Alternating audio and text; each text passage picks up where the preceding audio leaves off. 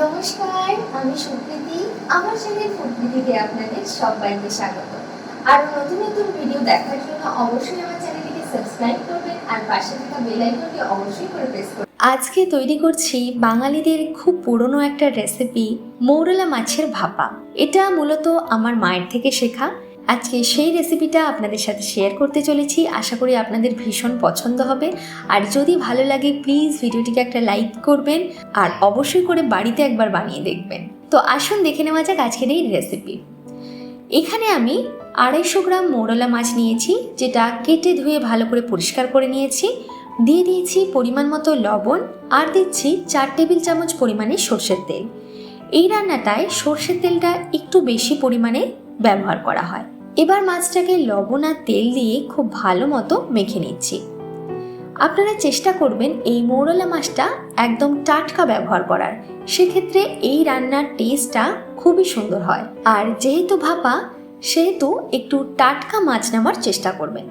দেখুন সবটা ভালোভাবে মাখানো হয়ে গেছে। এবার আমি এটা 15 মিনিটের জন্য রেস্ট করতে রেখে দেব।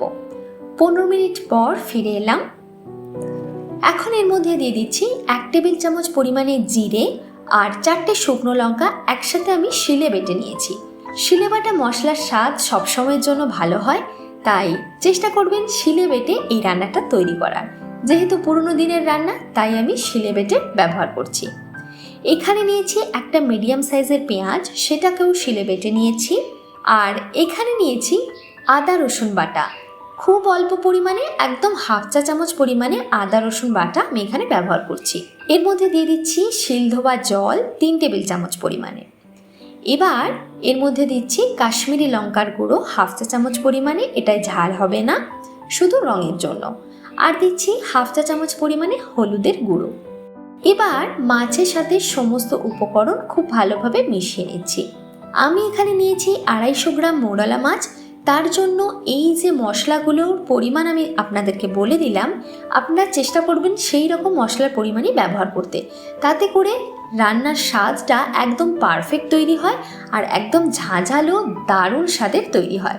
দেখুন এটা খুব ভালো মতো মেখে নিয়েছি। এবার এটাকে স্টিম করতে দেব। দেখুন স্টিম করার জন্য আমি একটা কড়াইতে জল ফুটতে দিয়েছিলাম। জলটা দেখতেই পাচ্ছেন টকবকে ফুটে উঠেছে।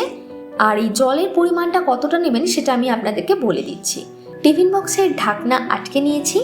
আর দেখুন জলটা ঠিক টিফিন বক্সের মাঝ বরাবর রয়েছে। ঠিক মাঝ বরাবর বললেও ভুল হবে, জলটা কিন্তু তারও নিচে রয়েছে। কারণ এটা যখন স্টিম হবে, যখন জলটা ফুটতে থাকবে, তা না হলে জলটা কিন্তু টিফিন বক্সের ভিতরে ঢুকে যাবে। তাই চেষ্টা করবেন জলটা একটু কম রাখার। এবার এটাকে ঢাকা দিয়ে মিডিয়াম টু লো ফ্লেমে 20 থেকে 25 মিনিট সময় ধরে স্টিম করে নেব। 20-25 মিনিট পর আমি ফিরে এলাম। আর জলটা দেখতে পাচ্ছেন অনেকটাই কমে গেছে। এবার এটা অল্প ঠান্ডা করে নিয়ে খুলে আপনাদেরকে দেখাচ্ছি। দেখুন টিফিন বক্সটা ঠান্ডা করে নিয়েছি, সুন্দরভাবে মুছে নিয়েছি। এবার এটাকে খুলে নিচ্ছি। দেখে আশা করি বুঝতে পারছেন মৌরলা মাছের ভাপা কিন্তু একদম তৈরি।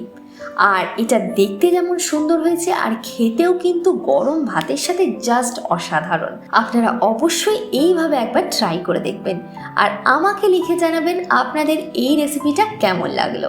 আমি যে যে টিপস আপনাদেরকে বলেছি, আপনারা সেইভাবে যদি বানান তাহলে কিন্তু স্বাদ দুর্দান্ত হবে। তাহলে আজ এই পর্যন্ত। আপনাদের সাথে খুব শীঘ্রই আবারও দেখা হচ্ছে।